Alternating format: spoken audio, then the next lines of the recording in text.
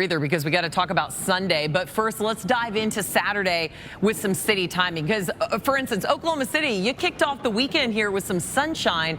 But by tomorrow night, it's going to look a little more like this. Our virtual view of the city as those severe thunderstorms are just firing off in the area. So let me walk you through it, because it's not just Oklahoma City, but of course, misery wants company. So many cities are going to be dealing with the threat of severe storms as we head through the latter part of tomorrow. So here's a look at tomorrow. There's Oklahoma City. We have torcons out from a 2-3 to a 5, especially to the west of Oklahoma City.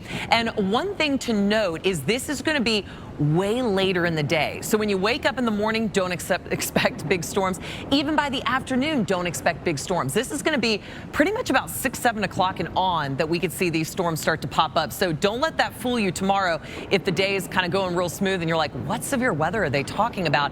This is going to be for tomorrow evening. Oklahoma City, especially off to your west, we have a big hail threat. And when we're talking big hail, 2 inches in diameter. So we could be looking at baseball size hail coming out of these big supercells that could develop right across your area. So tomorrow we're going to be watching that, as well as damaging wind gusts. Of course, all modes of severe weather possible as these supercells start to fire up. Now, as you take a look at our high-res models, I want you to kind of look at the trend, but you can't quite completely pinpoint where these supercells are going to fire up. I wish we could do that, but this is more of just kind of like a broad guideline of the timing and where these may occur. But this supercell, it could be firing up a few hundred miles off to the west, to the south, to the north, and that could really change who it affects. But overall, in and around Oklahoma City through Tulsa, by 7, 8 o'clock tomorrow, we are going to have some of those supercells starting to fire up. So again, just be mindful of that time frame and where you are located, that we have that potential for those supercells to pop up. And that'll head through the evening hours before all this starts to clear out and move off to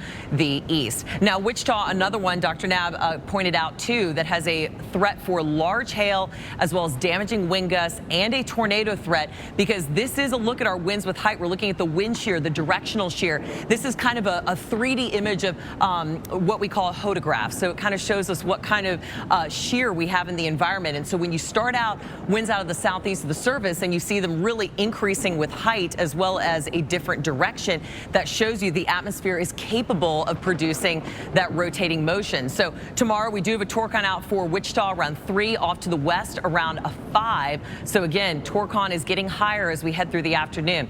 This is a good example right here. As I show you our high res, you can see through the evening, there's not much popping up right directly around Wichita, though we still have Wichita in a pretty high chance to see severe weather. So again, these models are going to continue to update as we head through the next 24 hours, but Wichita, still a heads up. You may have supercells that fire up a little off to the south and north of you, but you could also have one fire up right in the city. So we're going to be watching that closely as we head through the rest of tonight, or for tomorrow night. Now, Dr. Knabb, back to you as we start to talk about Sunday. And